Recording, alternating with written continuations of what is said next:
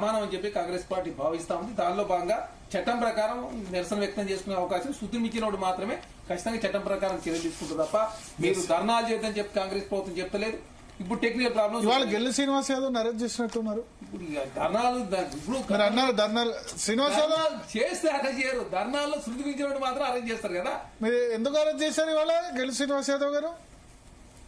Sir, ఒక 2 రోజుల క్రితం హైకోర్టు తీర్పిచ్చిన తర్వాత ఉస్మానియా విశ్వవిద్యాలయంలో విద్యార్థి సంఘాలు అన్ని కలిపి ఒక ఐక్య కార్యాచరణ ఏర్పడి దీని మీద గ్రూప్ హైకోర్టు ఇచ్చిన తీర్పు ప్రకారం దాని మీద చర్చించుకోవాలని చెప్పి మేము అనుకుంటే ఉస్మానియా యూనివర్సిటీకి ఎంటర్ కాగానే మొత్తం మన ఓఈపీఎస్, అంబర్పేట పిఎస్, నల్లకుంట పిఎస్ మొత్తం పోలీసులంతా క్యాంపస్ డిస్టర్బ్ చేసి మమ్మల్ని అందరినీ అరెస్ట్ చేసి ఆ రోజు తీసుకెళ్లడం జరిగింది.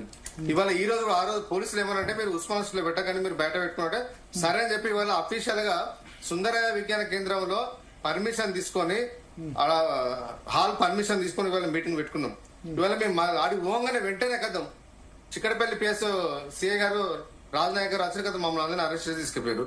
అసలు అఫీషియల్ గా పర్మిషన్ తీసుకున్నాక కూడా మీటింగ్ పెట్టుకునే స్వేచ్ఛ లేదు. ఎవరు పర్మిషన్ తీసుకున్నారు? ఆల్ పర్మిషన్ తీసుకున్నాడు అఫీషియల్ రూమ్ లో మాట్లాడడానికి. బయట ధర్నా కాదు, రాస్తారోకో కాదు, మీ ఎక్కడ డిస్టర్బ్ చేస్తలేదు, చట్ట విరుద్ధంగా వ్యతిరేకించలేదు, ఎవరు కూడా రోడ్డు మీద ధర్నా చేసేది. ఎందుకంత భయం? మేము ఏమడుగుతున్నాం, హైకోర్టు తీర్పు మీద మీకు కూర్చొని మాట్లాడుకుంటాను కూడా తప్పేనా? ఇవాళ చాలా మంది ఇవాళ ఎదురు చూస్తా ఉన్నారు. ఎందుకంటే హైకోర్టు తీర్పు అమలేదని చెప్పి మాట్లాడుకుందని చెప్పి చాలా మంది విద్యార్థి నాయకులు అదేవిధంగా గ్రూప్ హాస్పిటల్ అందరూ కూడా సుందర విజ్ఞాన కేంద్రం గారికి వద్దానే అనే క్రమంలో ఇవాళ ముందస్తు అరెస్ట్ చేయడాన్ని చాలా మంది ఇవాళ తీవ్రంగా ఇవాళ వ్యతిరేకిస్తా ఉన్నాం. ఎందుకంటే ప్రభుత్వం ఇందులో చాలా తప్పు చేసింది. పబ్లిక్ సర్వీస్ కమిషన్ చాలా తప్పులు చేసింది కాబట్టి ఎక్కడ చేసిన తప్పుతో పోలిస్తే ఇది పెద్ద తప్పు కాదని ప్రభుత్వం అంటోంది. మీరు పేపర్ లీకేజ్ అనేది చాలా పెద్ద తప్పు. వినండి, రేణుకా అనే అమ్మాయి ద్వారా పేపర్ లీకేజ్ అనే విషయం తెలియగానే ఇక్కడ ఎవరు చెప్పలే, ఎవరు కూడా కంప్లైంట్ ఇవ్వలే. విషయం తెలియగానే అప్పుడు ప్రభుత్వం కేసీఆర్ గారి ప్రభుత్వం వెంటనే వాళ్ళపైన చట్ట ప్రకారం చర్య తీసుకొని దాన్ని వాయిదా చేసినాం. మళ్ళీ తర్వాత ఎగ్జామ్ కండక్ట్ చేస్తే బయోమెట్రిక్ లేదా ఒక చిన్న అంశం మీద చాలా మంది ఆ రోజు ఇదే రేవంత్ రెడ్డి గారు కాంగ్రెస్ పార్టీ నాయకులు చాలా మంది గ్రూప్ ఉన్న వాళ్ళందరినీ ఇగేసి సుప్రీంకోర్టుకి వెళ్తే ఆ ప్రాపర్ ఎగ్జామ్ జరిగింది. అయినా కూడా దాని మీద వాళ్ళు ఏమన్నారు, మళ్ళీ ఎగ్జామ్ కండక్ట్ చేయమని చెప్పి ఆ రోజు సుప్రీంకోర్టు డైరెక్షన్ ఇచ్చింది, ప్రాపర్ గా పెట్టని చెప్పి డైరెక్షన్ ఇచ్చింది తప్ప ఎక్కడ కూడా పేపర్ లీక్ కాలేదు.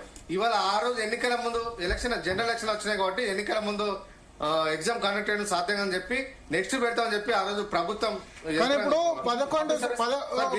పబ్లిక్ సర్వీస్ కమిషన్ ఆ రోజు అప్పీల్ చేస్తే సరే అని చెప్పి ఆ రోజు సుప్రీంకోర్టు ఒప్పుకున్నది. మళ్ళీ తర్వాత ఎగ్జామ్ పెట్టి ప్రభుత్వం వచ్చినాక వెంటనే ఎగ్జామ్ పెడతామని చెప్పి అందరూ ఎదురు చూసారు. కానీ ఈ ప్రభుత్వం ఏం చేసింది, కేసీఆర్ గారు ఇచ్చిన నోటిఫికేషన్ ఉండద్దు, రేవంత్ రెడ్డి గారే గ్రూప్ వన్ నోటిఫికేషన్ ఇచ్చిన పేరు ఉండాలనే ఉద్దేశంతో 503 పోస్టులకు ఇచ్చిన నోటిఫికేషన్ రద్దు చేసి అదేవిధంగా అప్పుడు కేసీఆర్ గారు తీసుకొచ్చిన జీవో నంబర్ 55ను రద్దు చేసి కొత్త జీవో నంబర్ 29 తీసుకొచ్చి చాలా మంది పేదవాళ్లకు, రిజర్వేషన్ వర్గాలకు, ఈడబ్ల్యూఎస్ వాళ్ళకు కానీ, బీసీలకు కానీ, ఎస్సీలకు కానీ, వికలాంగులకు కానీ అందరికి అన్యాయం చేసే విధంగా ఇవాళ జీవో నంబర్ 29 తీసుకొచ్చి ఇవాళ అన్యాయం చేసిన చరిత్ర ఇవాళ ఈ ప్రభుత్వాన్ని. పోనీ ఇదైనా ఎగ్జామ్ కరెక్ట్ ప్రాపర్ గా చేసినట్టు అది కూడా ప్రాపర్ అయ్యేది. ఎన్నో తప్పులు అని చెప్పి రాష్ట్ర స్వయంగా హైకోర్టే చెప్పింది. వాల్యుయేషన్ లో తీవ్రమైన అన్యాయం జరిగింది, తెలుగు మీడియం అభ్యర్థులకు అన్యాయం జరిగిందని చెప్పి వాళ్ళు ఎన్నోసార్లు ధర్నాలు ఇచ్చినా కూడా ఈ ప్రభుత్వంలో చెల్లడం లేదు. మొండిగా వెళ్లి ఎగ్జామ్ నిర్వహించారు. ఇవాళ ఆ విషయాన్ని హైకోర్టే చాలా స్పష్టంగా చెప్పింది. మళ్ళీ రివాల్యుయేషన్ చేయండి లేకపోతే రీ ఎగ్జామ్ అని కండక్ట్ అని చెప్పి హైకోర్టు 2 రకాల సూచనలు చేసినప్పుడు కనీసం పబ్లిక్ సర్వీస్ కమిషన్ దాని మీద ఇంతవరకు అఫీషియల్ ఒక స్టేట్మెంట్ లేదు, ప్రభుత్వం నుంచి స్పందన లేదు. వీళ్ళు కావాలని చెప్పి నిన్న భువనగిరి ఎంపీ చామల కిరణ్ కుమార్ రెడ్డి గారు చెప్పారు, తల్లిదండ్రులు group one aspirant selected candidate తల్లిదండ్రులు అందరూ ప్రెస్ మీట్ పెడతారని చెప్పారు. ఇవాళ కాంగ్రెస్ పార్టీ నాయకులే, కాంగ్రెస్ ప్రభుత్వమే వాళ్ళందరినీ తీసుకొచ్చి ఇవాళ సోమాజ్ కూడా ప్రెస్ క్లబ్ లో వాళ్ళతోని ఇవాళ ప్రెస్ మీట్ పెట్టి ఇవాళ ఒక నాటకం ఆడుతుంది. నిజంగా మీకు అంత ధైర్యం ఉంటే అంత ప్రాపర్ ఉంటే ఎగ్జామ్ పెట్టండి. మీరేం అవినీతి చేయలే కదా, మీ ప్రభుత్వంలో ఎవరు అవినీతి చేయకపోతే ఎగ్జామ్ పెట్టండి. ఎందుకు పెట్టారు మీరు ఎగ్జామ్ పెట్టడానికి? మీకున్న ఆర్టిల్స్ మీకున్న ఇబ్బందులు ఏమున్నది? అందులో ఏదో గోల్మాల్ జరిగిందనే ఉద్దేశం వీళ్ళ బయట అందరు నమ్ముతున్నారు కాబట్టి ఇవాళ మీరు ఎగ్జామ్ పెట్టడానికి మీరు జంకుతున్నారు. ఎక్కడ బయటకు వస్తున్న విషయంలో మీరు అందరు భయపడుతున్నారు కాబట్టి ఇవాళ ఎగ్జామ్ పెట్టడానికి ఇవాళ ప్రభుత్వం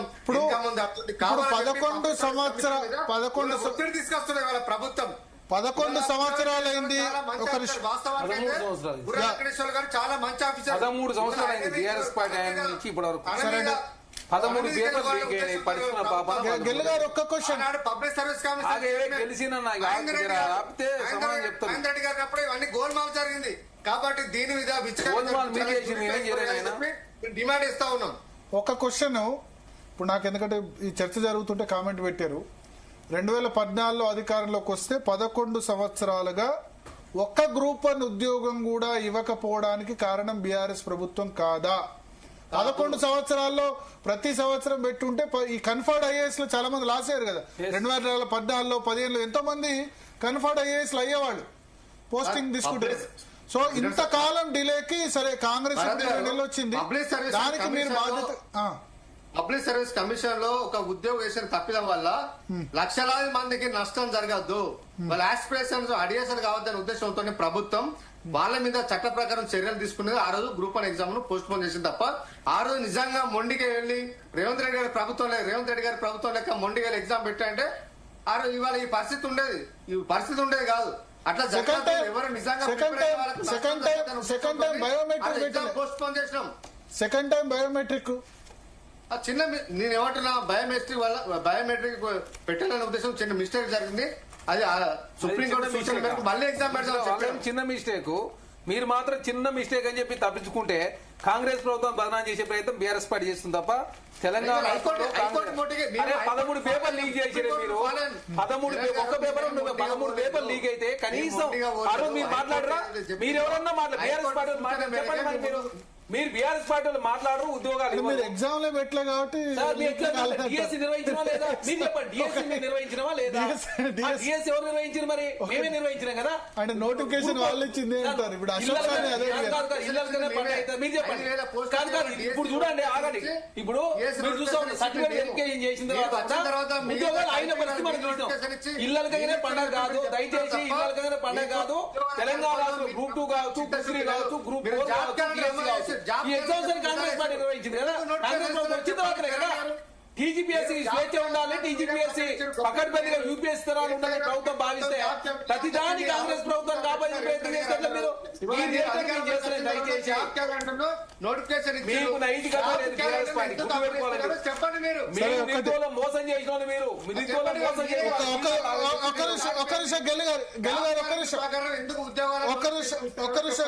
గెలి శ్రీనివాస్ గారు ఒకటి అడుగుతాను. ఇప్పుడు సరే వాళ్ళు నిరుద్యోగుల మోసమో లేకపోతే వేరే కారణం వాళ్ళు ఓడించారు, ప్రజలు వాళ్ళ ఓటమిలో గ్రూప్ 1 కీలక పాత్ర పోషించింది. ఇప్పుడు మీరు అధికారంలోకి వచ్చారు, 2 లక్షల ఉద్యోగాలు మొదటి సంవత్సరంలో భర్తీ చేస్తామని ఫ్రంట్ పేజీల్లో అన్నిట్లో న్యూస్ పేపర్లో వార్తలు. 60,000లో 55,000 వాళ్ళు ఇచ్చిన నోటిఫికేషన్, మీరు 60,000 భర్తీ చేసామని. వాళ్ళు ఇచ్చిన నోటిఫికేషన్ మొత్తం ఎగ్జామ్ అయిన తర్వాత మీరు ఒక సర్టిఫికేట్ తీసుకుపోయి ఇచ్చి 60,000 భర్తీ చేసామంటే కరెక్ట్ అవుతుందా? ఇప్పుడు దయచేసి కొత్త ఉద్యోగాలు అన్నారు కానీ పాతలు ఆల్రెడీ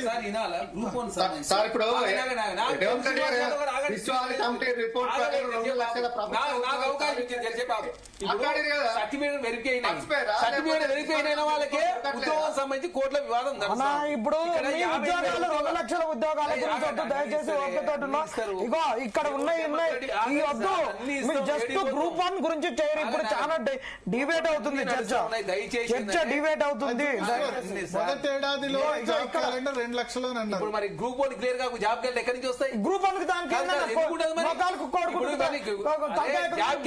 అన్ని కదా. గ్రూప్ 1 ఎందుకైతుంది? ప్రాబ్లమ్స్ అన్ని కూడా మీరు ఇస్తామని చెప్పేసి ఇన్ని రోజులు ఎందుకు ఇవ్వలేదు నోటిఫికేషన్? ఎస్సీ వర్గీకరణకు దీనికి ఏం సంబంధం ఉంది? మీరు ఎస్సీ వర్గీకరణ అయిపోగానే నోటిఫికేషన్స్ ఇస్తామన్నారు, ఇన్ని రోజులు ఎందుకు ఇవ్వలేదు? ఆనాడు గుర్తు పెట్టుకోండి, కనీసం నిరసన వ్యక్తం చేసుకునే అవకాశం లేదు.